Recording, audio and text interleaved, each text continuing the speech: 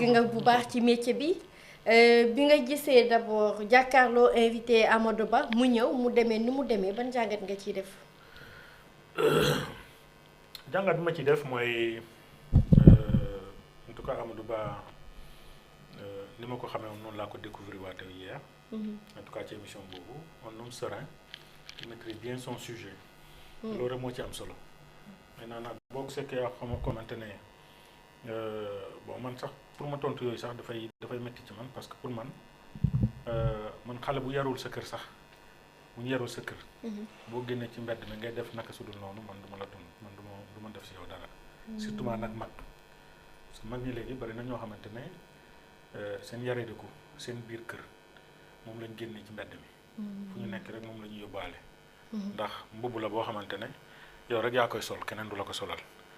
koo nekkal it dina xam ne mbubb bi nga sol jotu la ndax dañ laa yarut ku ñu yar ku ne sa kër mbubb boo sol mu jot la. kon nag duma fi nekk di tontu nag koo xamante ne wala ñoo xamante ne xëy na dañ leen yarul seen kër. ñu bàyyi leen ñi ci mbedd mi ñi divaguer. Vraiment j'ai pas le temps là pour répondre à ces gens là. Mais ce qui dit que ki doon présenté émission bi dafa xaw a péré parce que journaliste bi doon sax la chroniqueur oui ça arrive ça dépend des présentateurs d'émission. Je pense que le connaissant Abdoulaye Der c'est quelqu'un qui est toujours serein. Je pense qu'il a vécu comme nous tous. mooy loo xamante ne c'est dégueulasse. C'est dégueulasse, c'est pas joli, c'est pas beau. Et je sais qu'il était peiné. Maintenant, comme j'ai dit, vraiment, j'ai pas envie de répondre à des gens yoo xamante ne vraiment voilà. mais tamit DG bi nga gisee sortie bi nga xamante ni bureau politique Pastef def nañ ko ñëw yëkkati ay kaddu di ñaawlu lu ñu mel. waaw xam nga nag Pastef. oui. dafa dund li ni mel pendant 12 ans. moom Pastef da ko dund pendant 12 ans. parce que avant moom y avait l'autre nu mu tudd l'autre chroniqueur qui n'est plus là. ki nekkoon TFM nu mu tudd le socialiste là. kii la anamu. Donc y avait amoon na kooku tey jii ba c'est Badara qui vient. Bon je pense que aussi en tant que média. dañoo war a gën a xoolaat d'abord l'intérêt du Sénégal. Ensuite l'intérêt du médium. Parce que médium la boo xamante ne quoi qu'on puisse dire c'est quand même un grand média au Sénégal.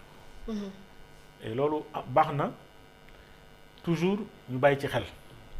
Je pense que la sortie de Bouba me rassure par rapport en tout cas à ce qui s'est passé. Bu génnee muy jégalu en tant que responsable de cette boîte jàpp naa ne véritablement lu am solo la maintenant il faudrait que Bamba l'a dit tout à l'heure il faudrait que ñun en tout cas ou bien yéen puisque man beneen côté bi laa nekk léegi que ngeen strict par rapport en tout cas aux chroniqueurs parce que y a des gens yoo xam ne ce ne sont pas des chroniqueurs mais c'est des gens qui ñoo xamante ne dañoo ñëw pour vengeance uniquement pour ça. ci plateau yi voilà sur plateau yi. qu'il est loin d'être chroniqueur c'est le cas de Badara c'est pas un chroniqueur. Quelqu'un qui a une dent contre le PASTEF qui a une dent contre Ousmane Sonko qui est sur le plateau du TFM en qualité de chroniqueur. Parce que ce n'est pas un chroniqueur c'est quelqu'un boo xamante ne dafa am équilibre. Équidistant des faits, analyse des faits, ainsi de suite, entre autres. Moi j'étais dans cette position-là. bi ma nekkee dans l'opposition. Mais quand de l'autre côté il se passe des choses mais dama ko doon wax. Je pense ñi ma doon suivre xam nañ loolu ci man. Maintenant nag dëkk bi comme ni may faral di waxee. naafeq yi dañoo demoon ba toll foo xamante ne dañoo bari woon feesal paan ci réew mi. loolu nag bu ñu restaurer la république bi ma doon wax sànq. finalement xamuñu ñoom fu ñuy dugg ubbi nañ paan ba dañoo tuur paan bi. paanu naafeq yooyu dañu ko tuur xamatuñ fu ñu dem kenn ku nekk yaa ngi mel ni yàmb ci biir ci naaj ngay këlli xamoo fuy dugg ñooñu nag xamul fu ñu dugg nag ñoo ñëw dem wooye seen bopp ay chroniqueurs alors que ce ne sont pas des chroniqueurs c'est parce que tout simplement seen pexe antuwul ñu ne ba léegi dañuy continuer di xeex et ñooñu ñi di xeex le pouvoir actuellement ni nekk nañ ñoo xamante ne ñenn ñi sont envoyés par des gens de l'opposition ñenn ñi sont envoyés par ñoo xamante ne ils ont des dossiers judiciaires bëgg nañ xajamal ndab bi ñeneen ñi ils sont là parce que tout simplement ils veulent être entendus et appelés par l'actuel pouvoir comme ni ñu ko doon defee mooy naa wax buñ ma def chantage xaaral ma dóor rek xaaral ma wax rek après dinañ ma woo ñu jox ma entrepreneuriat politique. voilà su damay wax rek damay dóor rek après dinañ ma woo après compal ma pour que mu mën a noppi c'est peine perdue pour eux waaw loolu ce n'est plus dans cette nouvelle république loolu amatul mën nga nag am say commentaire bopp kenn ku nekk a le droit de commenter ci actualité mais na nga lucide je pense que tey ku mel ni Badara a voulu exister pour saaga parce que jàpp na ne bu saagawul émission booba du feeñ parce que y a Amadou Ba qui est une autorité contrairement à lui donc cette autorité là la bëggoon bafouer pour que moom mën a feeñ donc lan lay chercher il faut que ma saaga pour ma exister maintenant nag la population suit population mi ngi xool xam naa ne moom xaw ma papam mu ngi dund xaw ma dundul waaye am na gàcce xam na yaayam mu ngi dund xaw ma dundut waaye am na gàcce xaw ma soxna mu ngi dund wala dundut waaye am na gàcce xaw ma doomam mu ngi dund xaw ma dundut waaye am nañ gàcce tey ce n'est pas les Sénégalais lambda seulement ñoo am gàcce waaye moom jàpp naa ne si véritablement c'est une famille sénégalaise famille bi am na gàcce famille nag da ngay yor doom comme ni ma ko waxee sànq nga yar ko ba sonn mu yare di ko bu génne nag li mu yarul da koy wane ci biti loolu laa ci jàpp est-ce que jàpp nga actuellement ni Pastef wax que ne dañu nekk ci système pour boycotter TFM jàpp nga ne choix bu baax la parce que quoi qu'il en soit soxla ngeen million pour passer vos messages et tout. Oui, je pense que quand même c'est message la. Oui. Message la bi ñuy yóbbal TFM. loolu laa jàpp. parce que tey aussi wax naa leen ne dafa am ku fi nekkoon. man damay fàtte turam quoi. Birima Fall. Fall la sant. c'est Birima Fall. Birima Ndiaye mooy moom nee na moom Macky Sall moo ko yóbbu ci plateau yi. dafa doon liggéeyal Macky. xam nga loolu dafay firndeel li ma la wax nii ma le na. dafa am ñoo xamante ne. dañ leen fay ñu dem ci plateau yi. di dingat am ñoo xamante dañ dem ci plateau yi pour dóor pour que ñu woo leen compal leen ñu mën a après ñu noppi. am ñoo xamante ne am na seen i xarit wala seen i mbokk boo xamante ne dafa nekk ci situation judiciaire. am na ci ñoo xamante ne dañoo nekkoon naafeq yi nekkoon ci biir paan ba ñu tuur ko xamuñ fu ñu dem ñu ne xaaral ñu dem chronique yi. mais honorable kii DG ma topp naa la honorable maa xam daal li may invité yi député moo non li Amadou Ba li ñu wax ci Amadou Ba waaw en plus donc ñooñu ñoo fi nekk donc li Birima li muy def man bettu ma man Birima li muy def après man bettu ma bi mu demee ne à la fin bi Macky Sall di daanu ci la wax ni non man Macky Sall moo ma yónni mooy sama kili moo ma doon yónni na ma pourtant bi ma doon chroniquer waxul ne Macky Sall moo ma yónni wóor na ma ne bi muy dem ci waa TFM waxul leen ne Macky Sall daf ma yónni pour ma ñëw ah du dëgg mission laa amoon voilà mais xam naa man je suis sûr et certain que waxu leen bu leen waxoon loolu ne man Macky Sall moo ma yónni pour ma ñëw may dal ci kaw waa Pastef xam naa ne waa TFM duñ ko may loolu mais dafa ñëw en tant que mën na chronique ainsi de suite ñu jël ko muy chroniquer dem nañ ba ci biir nag xam naa ils se sont rendu compte que véritablement waa ji du noonu xëy na kii tamit comme que moom tamit ci ngóor si la nekkoon mën na am nit moom tamit xëy na bu ci kanamee dina ne ngóor see ma yónni. ban ngóor nag yow. mais est-ce que nekkul da ngeen xaw a déserté aussi parce que dama gis gars yu bëri yoo xam ne.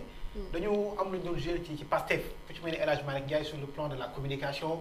di dem di défendre le projet mais actuellement dama gis ñu falu ñu bëri ñoo xam ne pour ñu dem ci télé pour défendre le projet c'est compliqué dañu bàyyi ay nit yoo xam ne dañuy toog ci temps d'antenne yoo xam ne y a 2000 personnes qui les suivent en temps réel ñuy dugal ci nit ñi si loolu bopp boo xam ne su jàllee rek ça peut retourner contre vous est-ce que du moo indi jafe-jafe bi ñu nekk actuellement di dund. waaw xam na aussi c'est la réalité du pouvoir aussi. foog ñu nangu la réalité du pouvoir ak lële bokkul boo ñëwee au pouvoir da nga am ay contraintes yoo xamante ne man par exemple tey pour ma libérer wu yéen xam ngeen nu mu demee. C'était très difficile. Mais je me suis sacrifié pour ñëw. Parce que tout simplement d'abord dafa am lu nekk sama diggante ak yéen. mais également dafa am lu nekk suñu diggante ak askanu Sénégal. pour ñu xam. devoir de rendre compte. devoir de rendre compte. surtout quand une actualité comme ça se pose. loolu ñun dañu obligé véritablement ñu dem vers les médias pour apporter certains éclaircissements mais nag il faudrait que ngeen nangu loolu temps bi nga am boo nekkee opposition amoo temps boobu boo nekkee ci pouvoir temps bi nga am buñ la fale temps boobu amoo ko buñ la fadul. mais au niveau du bureau politique mën ngeen defarwaat jël ay nit yoo xam ne non non sur la communication. non yooyu am na loolu pour porter le combat. gis nga nag su ngeen bàyyi Abdou Nguer bàyyi quelqu'un d'autre aussi bu toogee ngoon ngeen wax li mu wax la contre. waaw xam nga aussi Sénégal yi mu comprendre daan non attends kon nguur gi defuñ dara après message bi. xam nga aussi. je pense que les Sénégalais sont très matures. les Sénégalais sont très matures gis nga koo xamante ne amuloon bic amul âge amul lasper amul paaka amul dara amul pouvoir.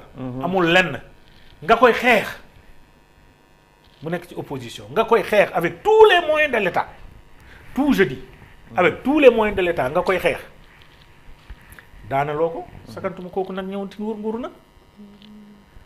c'est pas quand même c'est 4-5 brebis galeuses. waroon nañu changer style. voilà du ñoom ñooñu xam nga nag yu mel ni comme xale yi li ñuy wax da nga bippe ku bëri crédit. waaw parce que ku ko indi ci terrain boobu da nga bippe directeur banque. daw xaalis bu bëri. waaw parce que boo dalay woo ba nga dof donc mais nag. puisque wax naa leen tout à fait au début que nous on est venu pour restaurer une république restaurer l'état du Sénégal on ne va pas répondre à 4 brebis galeuses yoo xamante ne véritablement ñoom ñoo nekk ci loolu moom laa lay wax dama ne amul sens parce que dañu lay tardel man je vous donne un exemple maa ngi nii di répondre à des questions ba may jógee fële sama bureau pareeguma